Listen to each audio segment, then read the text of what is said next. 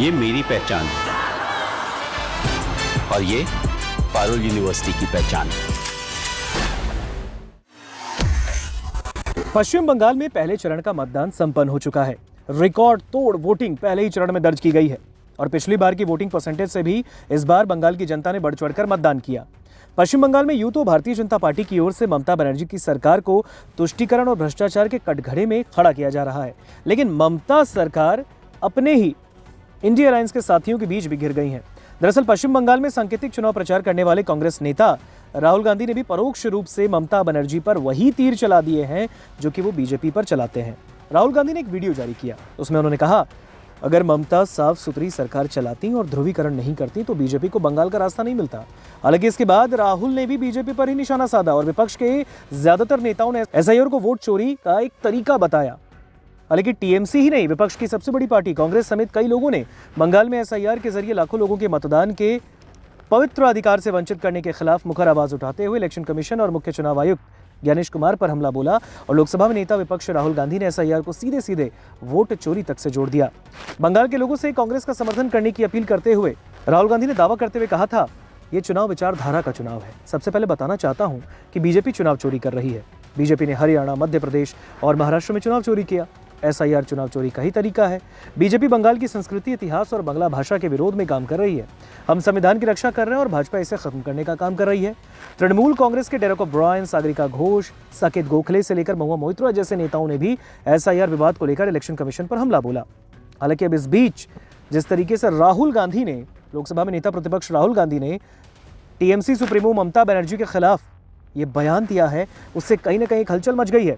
पहले हम राहुल गांधी का बयान सुनाते हैं। बंगाल के भाइयों और बहनों, नमस्कार। ये चुनाव विचारधारा का चुनाव है और सबसे पहले मैं आपको बताना चाहता हूं कि बीजेपी चुनाव चोरी करती है। बीजेपी ने हरियाणा में, मध्य प्रदेश में, महाराष्ट्र में चुनाव चोरी किया है।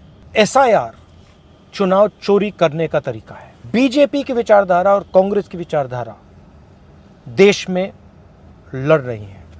भाइयों और बहनों, 4000 किलोमीटर भारत जोड़ो यात्रा में हमने एक ही मैसेज दिया था, नफरत के बाजार में मोहब्बत की दुकान खोलनी है। बीजेपी बंगाल के कल्चर, हिस्ट्री और बंगाली भाषा के विरोध में काम करती है।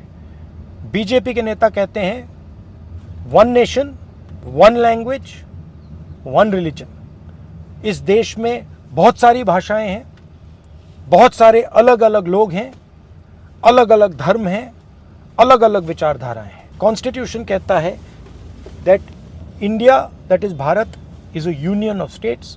हम कॉन्स्टिट्यूशन की रक्षा कर रहे हैं। बीजेपी कॉन्स्टिट्यूशन को खत्म करने की कोशिश कर रहा है। भाइयों और बहनों, अगर ममता जी ने साफ सुथरी सरकार चलाई होती, अगर ममता जी ने बंगाल को पोलराइज नहीं किया होता तो बीजेपी के लिए रास्ता नहीं खुलता।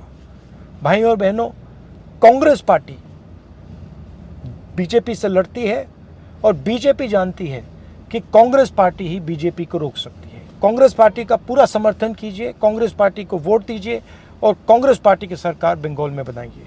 तो आपने राहुल गांधी का ये बयान सुना। राहुल ने कहा कि अगर ममता साफ सुथरी सरकार चलाती और ध्रुवीकरण नहीं करती तो फिर बीजेपी को बंगाल का रास्ता नहीं मिलता। तो ऐसे में सवाल ये है कि क्या ममता बनर्जी ने पश्चिम बंगाल में बीजेपी का रास्ता बना दिया? क्या उनका चुनाव में जीतने का रास्ता आसान कर दिया? ऐसा राहुल गांधी तो नहीं कह रहे। हालांकि अब राहुल गांधी का आपने बयान सुना, अब इस पर बीजेपी की क्या प्रतिक्रिया आई है, आइए हम आपको वो भी सुनाते हैं। बिहार बीजेपी के प्रवक्ता सुमित शशांक ने इस पर क्या प्रतिक्रिया दी, वो भी सुनिए। टीएमसी और कांग्रेस दोनों ही एक दूसरे के पूरक हैं। एक ने देश की जनता को लूटने का काम किया तो दूसरे ने पश्चिम बंगाल की जनता को भयाक्रांत बनाने का काम किया। अब दोनों में कौन सी गोपनीय बैठक हुई है जिसके बाद राहुल गांधी ये बात कहते हुए नजर आ रहे हैं कि टीएमसी समाप्त होने वाली है पश्चिम बंगाल में? निश्चित तौर पर जिहादी और आतंकी मानसिकता को समाप्त करने का प्रण पश्चिम बंगाल की जनता ने ले लिया है। इस बार ममता बनर्जी की रोहिंग्यावादी और जिहादी मानसिकता का अंत होना तय है। तो जहां एक और बीजेपी की तरफ से भी इस पर प्रतिक्रिया सामने आई है, तो ऐसे में अब जहां राहुल गांधी ने ममता बनर्जी पर इस तरीके से हमला बोला है, तो क्या आने वाले वक्त में इंडिया अलायंस में कहीं ना कहीं एक बड़ी फूट होती दिख रही है? आपको क्या लगता है? कमेंट सेक्शन में हमें जरूर बताइएगा।